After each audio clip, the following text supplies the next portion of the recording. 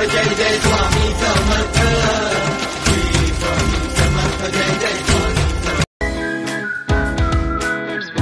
बिलू one day ट्रिपला तर समर्थ इथे तयार झालाय। बिशू नको, धर दूध, पाण्याची बाटली, बिस्किट, फरसन, चिवडा, परत इथं एक ड्रेस, टॉवेल आणि कॅरी बॅग। मॅमनं जेवढं सांगितलं तेवढं दिलंय। ही एक चिप्स आणि कुरकुरे। इथं चिप्स, ओके, चिवडा, फरसन आणि पाण्याची बॉटल साईडलाच ठेवू ना, बिस्किट आणि मागल्या याच्यामध्ये कपडे घातलेत। हॅप्पी कुठे जायला? टूरला। तर ही अशी बॅग तयार झाली समुद्राची टूरची। चला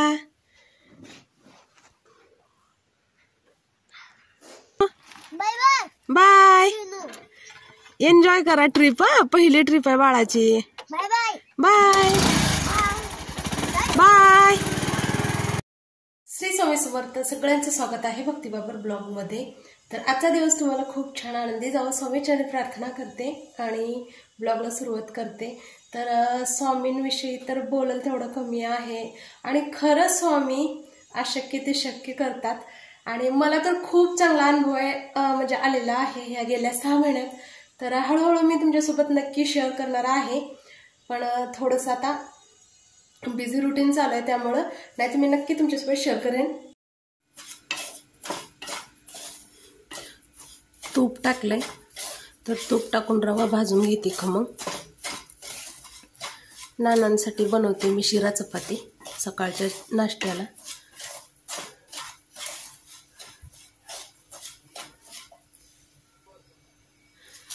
साखर,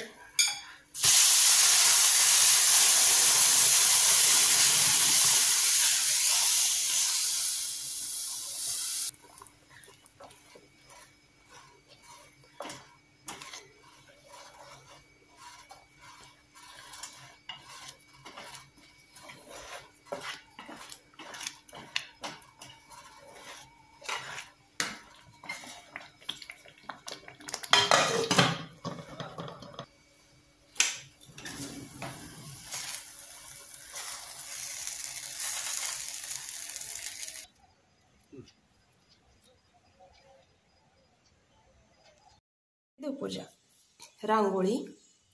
तर जागा थोडीशीच आहे, रांगोळी मला मोठी काढायला आवडते पण बसत नाही, तर छोटीशी वेलबुट्टीच तिथं बसते, तर तशीच मी तिथं ऍडजस्ट करते।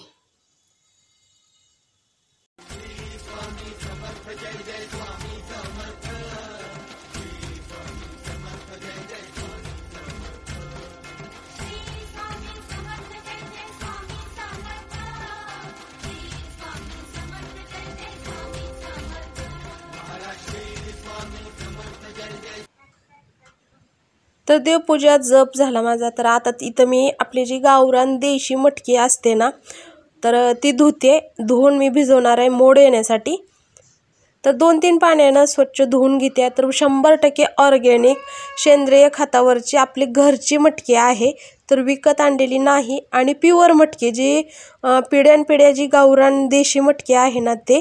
तर आता याच्यात पाणी ओतते आणि मी ठेवते। आता माझी भोगीची तयारी चाललेली आहे।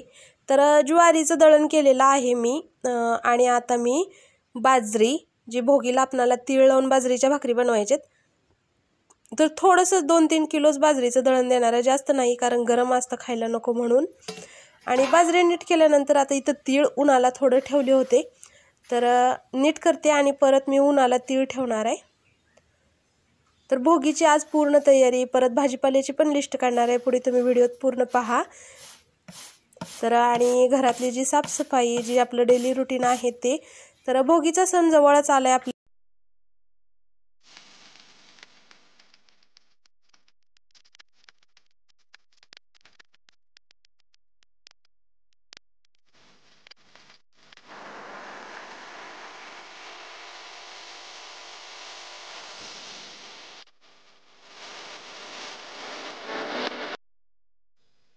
कपड्याच्या घड्या करायच्या आहेत, करल तेवढं काम कमीच आहे, हात बसना आणि काम दिसना। कुठंतरी जावं पळून आणि तपाला बसावं वाटेल, एवढं ह्या कामाचा वैताग आलाय। अजून ह्या 2 रूमची क्लिनिंग करायचं आहे. तर बाहेरले कामं झाली. आता मी आलेली आहे बेडरूमची साफसफाई करण्यासाठी. तर रात्री थोडासा आम्ही बेड सरकवलेला आहे, तर जागा बदलली. तर ह्या 15 दिवसात 2-3 वेळा आम्ही बेड बदललेला आहे. म्हणजे थंडी खूप होती आणि भिंतीच्या कडेला एका चिटकावलेला आहे. तर पूर्ण आता फरशी पूर्ण झाडू मारून घेते आणि परत मग फरशी पण पुसायचं आहे. नणंदबाई बाया आहेत कामाला, तिकडे गेले आहेत. तर त्याने येईपर्यंत असे घरातले कामं मी आवरते. आल्यानंतर आम्ही जेवणार आहोत. तर सकाळी नाश्ता झालेला आहे. नाना पण शिरा चपाती आणि शेंगाची चटणी खाल्ली. समर्थ पण गेला आज, तुम्ही तर सुरुवातीला पाहिलेलंच आहे टूरला. तर हे माझं गरोदरपणातलं सुद्धा दररोजचं डेली रुटीन असं काम आहे. 12-1 वाजेपर्यंत वर तोंड करायला मला वेळच भेटत नाही आणि एखादा दिवस साफसफाई न ठेवता बसायला मला तरी आवडत नाही. डेली माझं हे असतं म्हणजे असतंच. आणि जर नाही दुपारी जमलं तर रात्री का होईना झोपायच्या अगोदर मी फरशी पुसूनच झोपते. तर आता घेत आहे इथं फरशी पुसून. तर बेडरूममध्ये थोडंसं साहित्य जास्त आहे, त्यामुळे सगळी रूम असं गचगच भरल्यासारखी दिसते आणि रूम छोटी आहे आणि साहित्य जास्त, त्यामुळे थोडंसं असं भरल्यासारखं वाटतंय. तर होत नाही, म्हणजे जसं होते तसं मी सावकाश सावकाश काम करते, कारण माझी बेड रेस्ट आहे. तरी पण मी तुमच्यासोबत डेली रुटीन शूट करते, कारण असंही तसंही मी एवढं दररोजचं काम करतेच. डॉक्टरने बेड रेस्ट सांगितलं म्हणून मी पूर्ण बेड रेस्ट नाही घेत. पण बाहेरले जे कामं जे जास्तीचे असतात ते नाही करत. तब्येत सांभाळत उठत बसत जितकं शक्य आहे तितकं मी करते. आता मी हॉलमध्ये आलेली आहे फरशी पुसत आणि सोफ्याचे कव्हर हे सगळे झटकून फडकून घेतले. वरून पण झाडू मारून घेतला आणि दररोज रेग्युलर फरशी पुसते, त्यामुळे जास्त घाण होत नाही. मोजकेच लोक आहे आम्ही, जास्त नाही. पण फक्त बाहेरली वाऱ्यानं धूळ येते आणि माझं आता सगळं काम झालंय. नणंदबाई आलेले आहेत, तर चला आपण आता उन्हाला बसून मस्त जेवूया. तर जेवणामध्ये आज केलेलं आहे चपाती, शिरा, लाल मिरचीचं वरण आणि भाकरी. तर साधं जेवण केलेलं आहे आणि इथं मी ताक खाते. नणंदबाई म्हणल्या नाही, म्हणल्या मी उन्हात काम करून आले आणि मला आंबट नाही, दात माझी हे होते. तर मी आता ताक खाते, कारण मला ताकाशिवाय नाही जीव वाटत. नणंदबाई सावलीत बसलेत आणि मी उन्हात बसले. खूप खूप खूप थंडी आहे गावाकडं आणि आता दुपारचे वाजलेले आहेत 1:45. 1:45 वाजता आम्ही जेवतोय. चहा नाश्ता सकाळी झालेला होता, पण दुपारचं जेवण आणि गोळ्या. नानाचं जेवण झालेलं आहे. आहो आणखीन जेवायचे बाकी आहेत.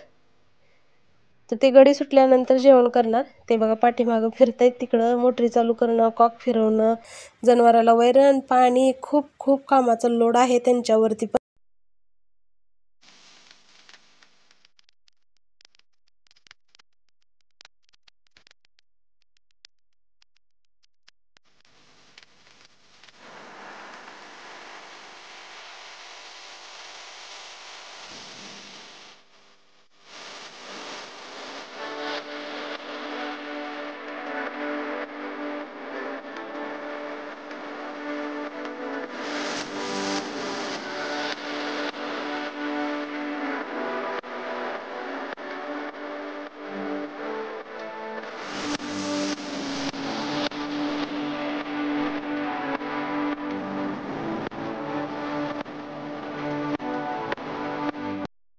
वन डे ट्रिपवरून वापस आलाय. कसं होतं बाळा मामाचं गाव? छान. जेवायला काय होतं सांग बरं? जेवायला हं? सगळं होतं. सगळं होतं. पनीरची भाजी होती ना? मग काय होतं? पातळ भाजी, पातळ भाजी, सुक्या 2 भाज्या, चटणी. स्वीट मध्ये गोड काय होतं? जिलेबी. अली बापले, जिलेबी होती. आवडलं का तुला? सगळं आवडलं? काय काय होतं तिथं सांग बरं? जिलेबी, चपाती, पापड, हं. आणि भाजी. खेळणी काय काय होती? खेळणी. स्कूटी होती, बैलगाडी होती. मॅमनं किती 67 फोटो पाठवले संध्या मॅमनं. ग्रुपवर वेगळ्या आणि पर्सनल वेगळ्या.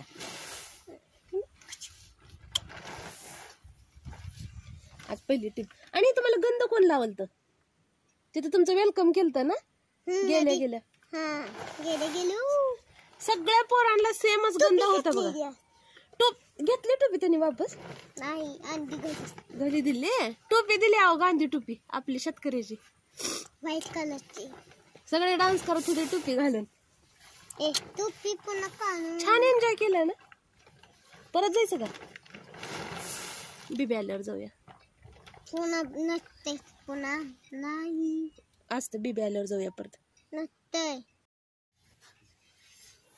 तर आज पूर्ण भोगीच्या भाजीचं जे साहित्य आहे त्याची लिस्ट काढली मी. तर तुम्हाला सांगते, आम्हाला 5 माणसाची भाजी बनवायची. आम्ही दोघं, नाना, ननंदबाई आणि समर्थ. तर आमच्या फॅमिलीत 5च माणसं आहेत. तर वांगे, बटाटा, काकडी, बोरं, घेवडा, गाजर, वालपापडी, ओला हरभरा, तुरीच्या शेंगा, आमटीची भाजी, मेथीची भाजी, वालपापडी, बटाटा, शेवग्याच्या शेंगा, हुरडा ज्वारीचा, लोंबी आणि पावट्याच्या शेंगा. तर एवढं साहित्य हे बघा, मी अशा पद्धतीची इथे लिस्ट काढलेली आहे. तर असं जर मी तोंडी सांगितलं तर का हो, एक आणतात एक विसरून येतात, त्यांच्या लक्षात येत नाही आणि एकाच भाजीवाल्याकडे सगळं भेटत नाही. तर असं एक दोन वस्तू भेटतात, गावाकडे एक तर भेटत नाही. तर एवढं सगळं मी काढलेलं आहे. तर ह्यामध्ये बोरं, परत हुरडा, लोंबी, चिंच, हे जे काय आहे, तीळ वगैरे हे आपलं घरी आहे. तर तीळ आणि बाजरीची तर तयारी केली. तर याचा मी फोटो पण लावेन इथे एडिट करताना. तर अशी केलेली. आणि हे कसं आहे माहिती आहे का, हे सगळं ननंदबाईला विचारून काढले मी. जसं लग्न झाल्यापासून बघते मी तसं थोडं शिकले. तर कारण भोगीची भाजी माझ्या माहेरी नसते. तर शेंगाच्या पोळ्या, कुंदीची भाकरी म्हणतात त्याला, आणि बाजरीची भाकरी असते. ही भोगीची भाजी नसते, वेळामोशीला असते आमच्याकडं. तर सेम वेळामोशीचीच भाजी भोगीच्या भाजी दिवशी करतात इकडं माझ्या सासरी. तर त्याची लिस्ट काढलेली आहे. तर अशा पद्धतीनं मी भोगीची पूर्ण तयारी केली आहे. तर बाकीचं तर हलवा, तीळ, गूळ ते तर आहे, आपलं रेग्युलर घरी असतं. आणि या भाजीला जे इतर मसाले लागणार आहेत ते तर आपल्याकडे कांदा, लसूण, तीळ, तिखट, मीठ सगळं घरात असतं. फक्त यामध्ये मी भाजीपाला काढलेला आहे आणि लिस्ट आहोला देते, ते घेऊन येतील. ब्लॉग तुम्हाला आवडला असेल अशी आशा करते आणि माझ्या ब्लॉगला इथंच थांबवते. भेटू आपण पुढच्या ब्लॉगमध्ये लवकरच. प्लॅनला श्री स्वामी समर्थ.